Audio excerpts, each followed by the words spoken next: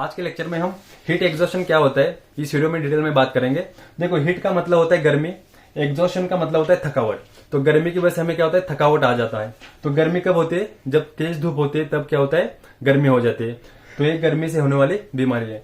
तो इसमें क्या होता है, हमारा गर्मी की वजह से क्या होता है, हम गर्मी में अगर कोई फिजिकल एक्टिविटी कर रहे हैं तो हमें क्या होता है, हमारे बॉडी से पसीना आ जाता है। एक्सेसिव क्या होता है, ज्यादा पसीना आ जाता है, जिसकी वजह से क्या होता है, पसीने के थ्रू हमारे बॉडी में जो फ्लूइड होता है, इलेक्ट्रोलाइट होता है, वो लॉस हो जाता है, जिसकी वजह से हमें क्या होता है, थकावट आ जाता है। तो हीट एग्जॉशन में क्या डेफिनेशन क्या होता है, heat exhaustion occurs when the body loses excess amount of fluid and salt. Salt मतलब क्या है, इलेक्ट्रोलाइट जो सोडियम क्लोराइड होता है, फ्रॉम स्वीटिंग के through due to prolonged exposure to the hot environment. मतलब ज्यादा टाइम तक हम तेज धूप के कॉन्टेक्ट आने से ये बीमारी हो जाती है। तो इसका फर्स्ट एड मैनेजमेंट क्या है, पहले तो हम क्या करना है, take the patient to the cooler place. Patient को क्या करना है, कूल प्लेस में लेके जाना है।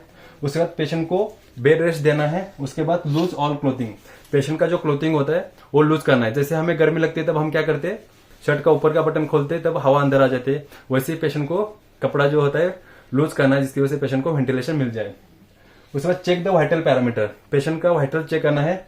उसमें क्या होगा, टेम्परेचर नॉर्मल भी हो सकता है, अब नॉर्मल भी हो सकता है। अब नॉर्मल का मतलब होता है 99 से 103 डिग्री तक पेशेंट को फीवर टेम्परेचर आ सकता है। उसके बाद पल्स जो होता है, पल्स बढ़ जाएगा, क्योंकि उसमें क्या होता है, हमारा हीट एग्जॉशन में क्या होता है, स्वीटिंग की वजह से क्या होता है, हमारा जो फ्लूइड इलेक्ट्रोलाइट क्या होगा, जो लॉस होने की वजह से क्या होता है, हमारा जो फ्लूइड वॉल्यूम होता है वो कम हो जाता है, जिसकी वजह से क्या होता है, बीपी पेशेंट का डाउन हो जाता है, हाइपोटेंशन में चल जाता है।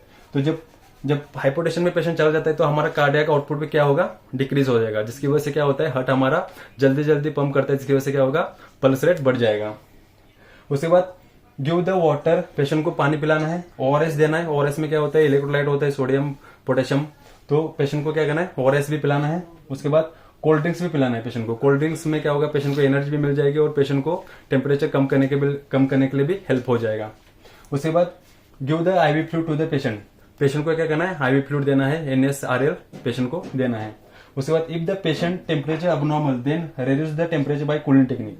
अगर पेशेंट का टेम्परेचर अबनॉर्मल है तो हम क्या करेंगे, कूलिंग टेक्निक से पेशेंट का टेम्परेचर कम करेंगे।